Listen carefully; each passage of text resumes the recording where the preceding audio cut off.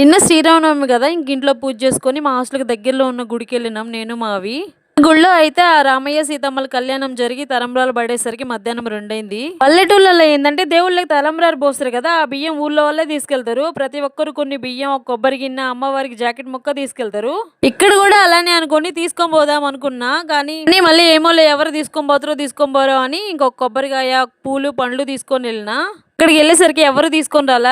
తీసుకొని రాకపోవడమే మంచిదేందిలే అనుకున్నా, లేదంటే అందరు నన్ను విచిత్రంగా చూసేవాళ్ళు అనుకుంటా.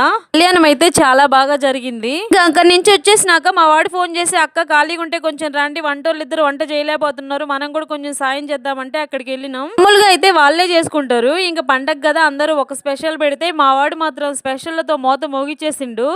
ఏమేం చేసిండో చెప్పించాలా. ఇంకా బిర్యానీ వీడియో అయితే ఎక్కడో మిస్ అయిపోయింది.